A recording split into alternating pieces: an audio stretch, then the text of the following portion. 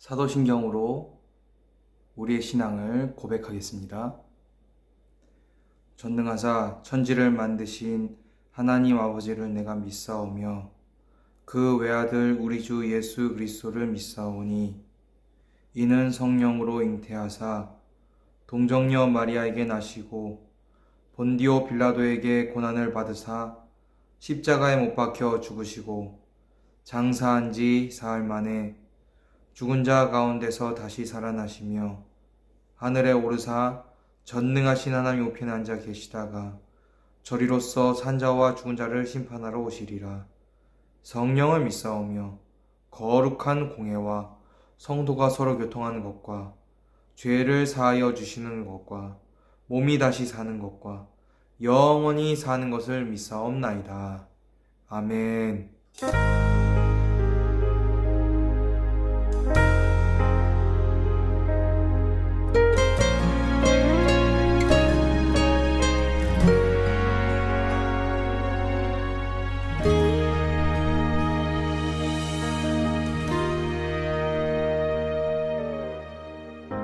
내 삶의 소망,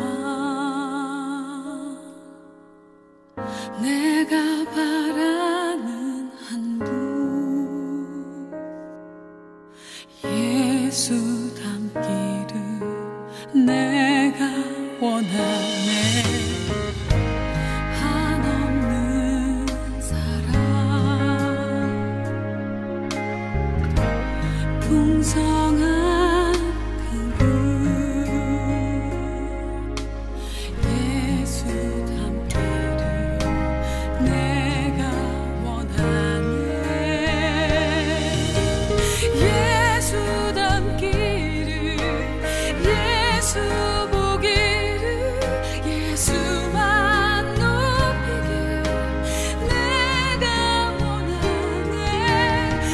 내 평생 소원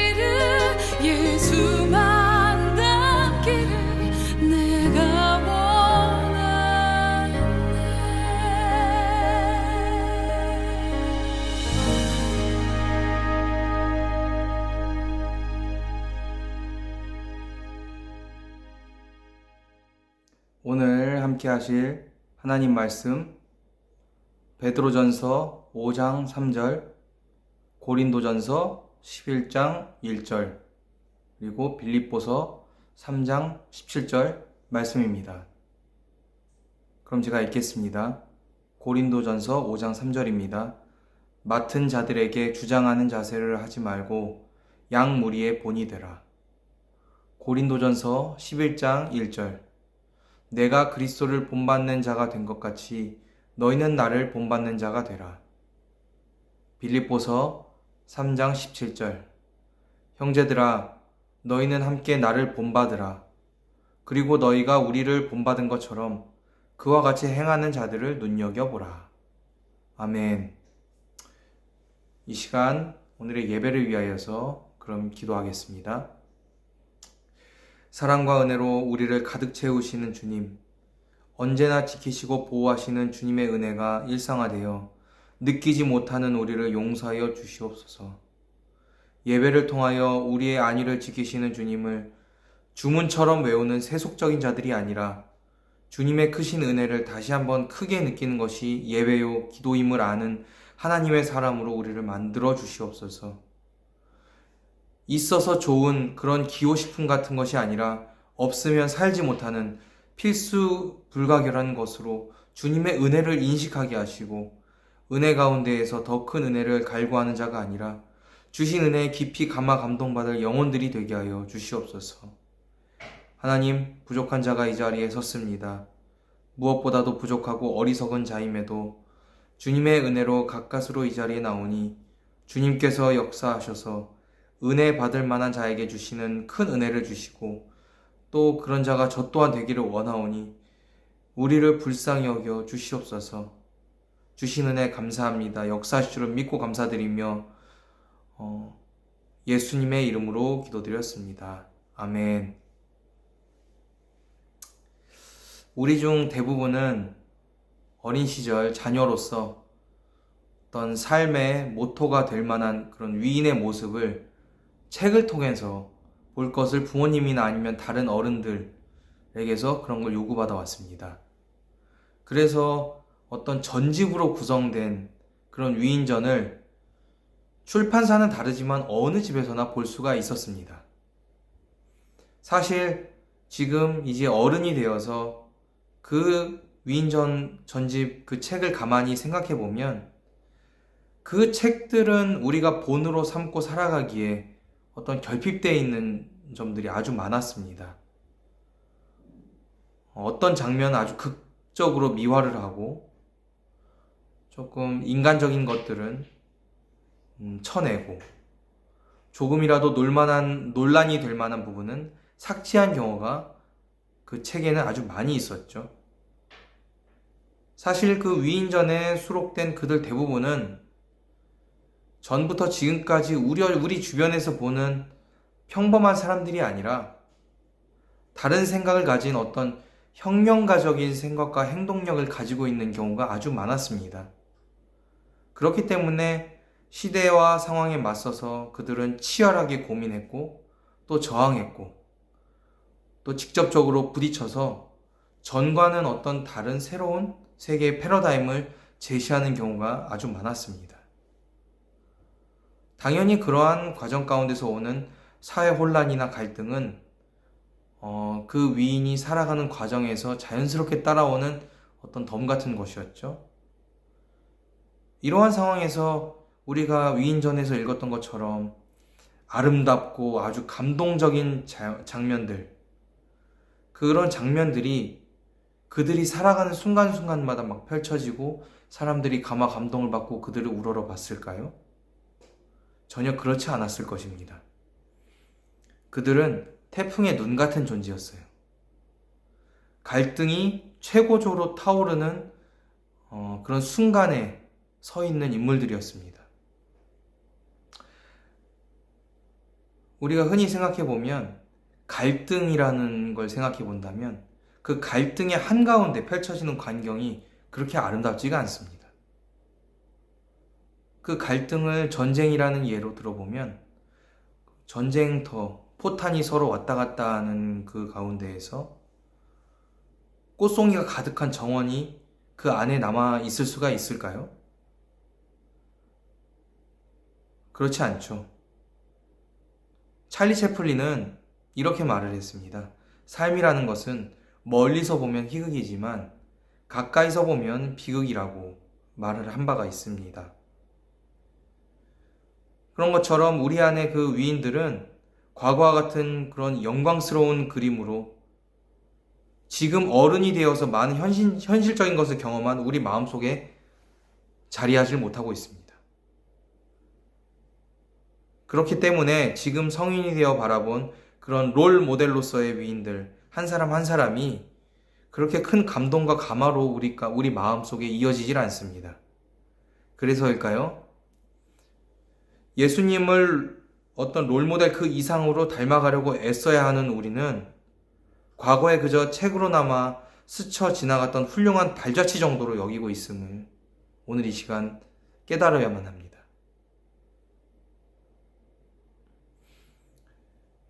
그걸 어떻게 아냐고요?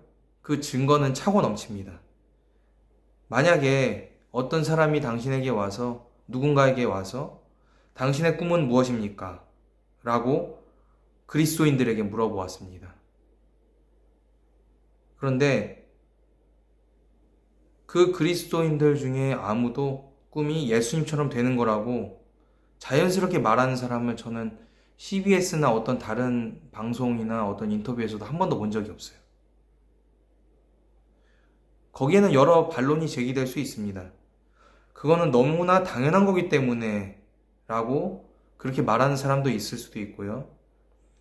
거기까지 도달할 수 없음을 그러니까 스스로의 한계를 어쩌면 잘 인식하고 있기 때문에 그렇다고 할 사람도 있을 것입니다. 그러나 적어도 어린 시절의 우리 모습을 보면 언제나 뚜렷한 인물상과 함께 꿈이라는 그림이 그려져 있어요. 그것을 도와주는 장치가 그 위인전이었던 것처럼요. 근데 이게 아주 중요한 포인트입니다. 꿈이라는 어떤 다소 추상적인 개념에 도달하기 위한 효과적인 수단으로 이와 같은 훌륭한 인물의 모델의 필요성을 자각하는 것. 하나님이 원하시는 삶을 살기 위한 가장 효과적인 수단으로 예수님을 깊이 묵상하고 그를 닮고자 하는 것. 이것이 바로 우리에게 맞는 순서이고 올바른 모습입니다. 그러나 시간이 지나고 세상을 알아가면서 우리는 다른 방식으로 그런 어떤 우리가 바라보고자 하는 그런 꿈과 어떤 인물상을 다른 방식으로 채색하기 시작합니다. 초상화 같이 어떤 뚜렷한 정물화의 경계가 허물어지고요. 더 현실적이고 가까운 방식으로 우리의 가까운 미래를 꿈이라고 믿으면서 지금과 크게 다르지 않은 나의 미래의 모습이라고 여기면서 그림을 그리기 시작합니다. 지극히 현실적이며 목표지향적인 우리의 미래 앞에 롤 모델로서 예수님은 과연 어떤 그림으로 나타나실 수가 있을까요? 분명한 선으로 내 안에 예수님과 닮아있는 내 자아를 그려낼 수가 있나요? 우리는 먼저 우리 안에 있는 현실과 실현 가능한이라는 어떤 목표의 전제를 부숴야만 합니다. 어쩌면 어릴 적 막연할지도 모를 과거의 한 위인을 내 마음속에 품고 그 뜻을 품고 꿈을 꾸었던 것처럼 예수님을 품어야 합니다. 그리고 그 안에서 꿈을 그려내야 합니다. 우리는 말씀을 공부하기에 길들여져서 예수님을 연구하고 숨겨진 무언가를 발굴하려고 하는 목적에 치중을 많이 합니다. 예수님의 행하신 일들 하나하나를 파헤쳐서 그분이 행하신 일들, 말씀들을 신문 기자처럼 맹목적으로 적어내기에 바쁩니다. 어떤 저물어가는 성향 밑에서 가만히 예수님을 느끼기에는 우리의 지금 모습은 너무나도 전투적이고 목표지향적입니다. 실현 가능한 목표의식 속에 섞여있는 말씀의 조각조각들이 우리 마음속에 너무나 많아요. 그것들을 모두 버려내야 합니다. 먼저 우리는 예수님을 마음으로 느끼고 그 마음의 형상 안에서 말씀 전체를 감싸 안으려고 노력을 해야 합니다. 그것이 먼저 선행돼야 합니다. 예수님은 당신 자신을 우리가, 제자된 우리가 닮기를 원한다고 여러 차례 말씀하셨습니다. 우리가 예수님을 닮기 위해서 가장 중요한 것이 무엇일까요? 가장 중요한 것은 그 사람이 말한 걸 분석하고 연구한 것이 아니라 그 사람에 대해서 깊이 알고자 노력하고 깊이 사랑하고 또 깊이 존경해야 합니다. 만약에 우리가 누군가를 깊이 존경하면 어떤 행동을 할까요? 제 경우에는 그렇습니다. 제가 누군가를 깊이 존경하면 처음부터 그 사람의 행동이나 말을 따라하려고 연구하지 않습니다. 그저 그의 뒤에서 가깝게 그리고 젠걸음으로 뒤를 따르기를 원하고 그 사람이 하는 모습을 바라보면서 불편함 없이 내가 그분께 도움이 되기를 바랍니다. 뚜렷한 마음의 펜으로 그 사람의 형태를 그리면서 깊이 겸손하게 그 사람과 함께하기를 원할 것입니다. 스승이 아끼는 그 수제자는요, 보통 가장 뛰어난 성적을 자랑하며 앞자리에 앉아있는 사람이 아니라 스승의 뒤편에서 조용히 머무르는 사람이 수제자인 경우가 많습니다. 가장 가까운 곳에 있기에 다른 사람이 알지 못하는 스승의 다른 모습들을 그 수제자는 알고 있습니다. 어쩌면 그 모습을 보고 실망했을지 모를 많은 사람들이 있었겠지만, 그러나 그런 모습들이 오히려 더 큰 친밀감으로 작용해서 더 깊은 서로 간의 교감으로 이어지게 됩니다. 사도 바울은 베드로와 비교해서 그 당시 초대교회에서 그 입지가 아마 훨씬 좁았을 것입니다. 베드로는 그 당시 가지고 있는 타이틀이 아주 많았어요. 일단 예수님의 생애 동안에 직접 함께 했다는 그 메리트가 아주 컸고요. 그리고 성령을 최초로 받은 사람 중에 한 명이었고요. 그래서 사도 중에 그 권위가 으뜸이었다. 성경에도 이렇게 나오고 있습니다. 그러나 이방인을 향한 복음 전파라는 어떤 신약의 대명제 속에서 더 크게 활약한 사람은 베드로보다는 사도 바울입니다. 이는 예수님을 잇는 복음의 본질의 이해라는 측면에서 사도 바울이 더 깊이 감화되었다는 것이며, 그렇기에 그는 예수님처럼 너희도 나를 본받는 사람이 되라 라는 그런 말씀까지도 할 수 있었던 것입니다. 바울이 그리스도에게 본받은 것은 그의 가르침뿐만이 아니라 이 땅에 나셔서 살아가시면서 느끼시고 사명을 깨달으시면서 묵묵히 십자가의 길을 걸어간 예수님의 어떤 스냅샷 같은 그런 삶의 순간순간이었을 것입니다. 깊은 존경과 사랑을 담아서 시간과 공간은 달랐지만 그 길을 묵묵히 쫓아 따라갔을 것입니다. 이렇듯 예수님의 말씀을 통해 무던히도 느끼려고 했을 바울의 발걸음이 결국에는 예수님을 닮게 했던 것입니다. 여러분, 흉내내기는요, 연습으로 가능합니다. 혼신의 연습이 뒤따르면 누구도 속일 수 있을 만큼 그렇게 완벽해질 수 있습니다. 그러다 결국에는 나 스스로도 속게 됩니다. 그래서 마찬가지로 예수님을 계속해서 흉내내는 것처럼 흉내내다가는 결국에는 내가 예수님이 되어버리고 맙니다. 인생의 큰 시련 앞에 부딪혔을 때 예수님처럼 하나님의 뜻 앞에서 어떤 숭고한 고백, 그러나 내 뜻대로 마옵시고 아버지 뜻대로 하옵소서, 이와 같은 고백, 그런 겸손한 고백은 흉내를 내는 사람으로는 절대 할 수 없을 것입니다. 왜냐하면 흉내는 한계가 있기 때문입니다. 저는 부끄럽게도 처음 예수님을 만난 후에 마음에 평안이 없었습니다. 이제 내게 주실 하나님의 사명이 두려웠고, 그 사명을 달성 못하면 십자가에서 나를 구원하신 예수님께 작은 보답도 해드릴 수 없을 것 같아서 그런 부담감에 휩싸인 적이 있었습니다. 그런데 이것이야말로 예수님을 온전히 쫓지도 않으면서 흉내내기에 급급한 예수 닮기를 연기하는 것임을 저는 어느 순간 깨닫게 되었습니다.